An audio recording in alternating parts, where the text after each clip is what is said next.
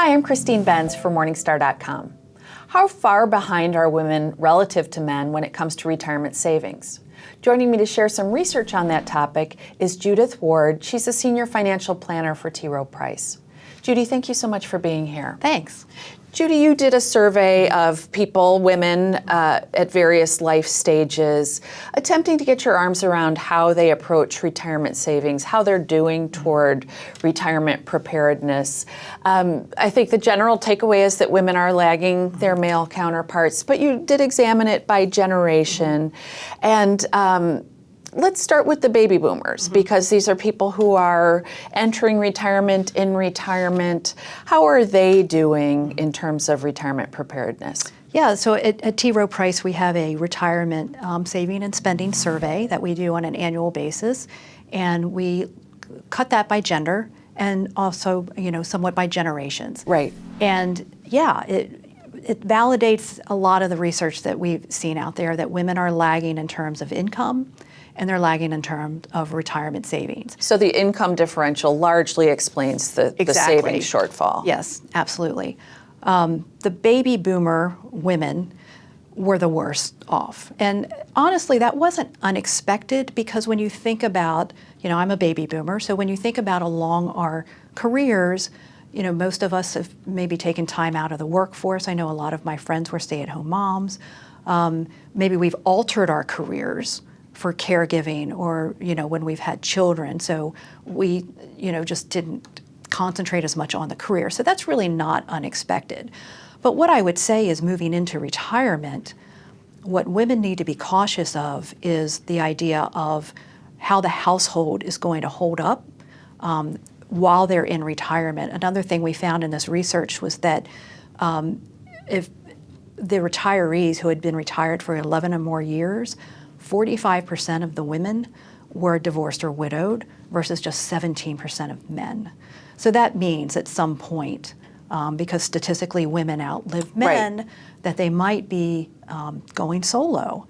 And so it's really important to be engaged with the finances and understand what's going to happen when one of us, is a surviving spouse, and am I going to be okay? And I've always heard that the single retired women, that's one of the most at-risk cohorts, right? Yes.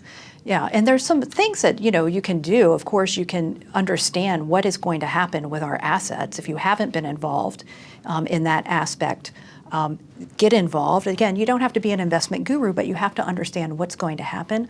Another thing prior to retirement is the Social Security decisions. Right. Those are really important, especially if you want to maximize a benefit for a surviving spouse. So those are some pretty heavy areas that can really make a difference for women in retirement. And I guess get help would be another Absolutely. Piece of advice. Yes, absolutely. Okay. So you say when you look at these surveys, the boomer data, discouraging but not surprising. One thing that jumped out at you that you thought was a little more surprising was what's going on with millennial women. So let's talk about that. Here again, you see some of the same patterns, lower incomes relative to men, as well as lower retirement savings. Right, and that was a bit concerning, because, I spent a lot of time trying to educate people about, retirement savings and financial wellness, and so it was really discouraging to see that millennial women were lagging in terms of their income and retirement savings compared to their male counterparts. Consider they are the largest workforce generation in the workforce now. And some of it has to do, I think, with their job choice. They may be going into jobs do pay a decent wage, but might have limited upside potential. What would be an example? Well, so an example, we saw the social services industry as, I think the women were in that industry 3-to-1 compared to men. The information technology industry, for example, the men were like 2 or 3-to-1 to women. And so some of those industries, they have a pretty good starting salary, but they also have a lot of upside potential. So that in the IT space. Yeah, in the IT space, or some of these other industries. So, and I'm not going to pass judgment on why people choose the career that they want, but I think it just means that women need to be intentional about their saving and their spending, and to make sure that they get on a good track to manage the financial aspects.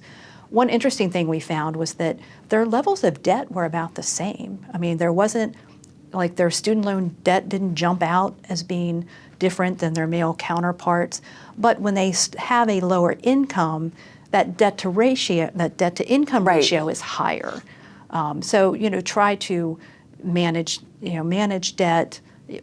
We talk about budgeting. Yeah. That's a framework to help you understand where you're spending your money and incorporating savings goals. The money on the side, I think, is important for women to have some flexibility so they maybe could change careers if they choose to. So I think there are some very tactical things that not just women, but anyone really, saving for retirement.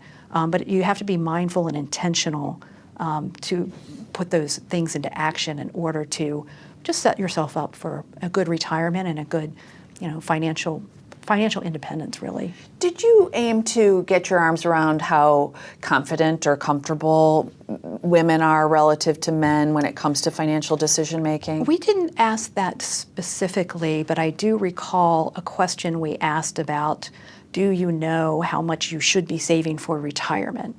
More women than men said they do not know, or they answered, very low amounts. I saw that on the survey, like 3-4% Right. in some cases. Right, and so that tells us there's an opportunity to really reach out to women and make sure they understand, what are some good rules of thumb. It's an educational opportunity, and that they're willing, they want advice, they want people to help them, but they need advice that fits into their busy lives, right, and is available when they need it. But they're willing. So I think just the fact that they're saying, I don't know, they're telling us that they want the education and they're asking for it. Really interesting research, Judy. Thank you so much for being here. Thank you. Thanks for watching. I'm Christine Benz from Morningstar.com.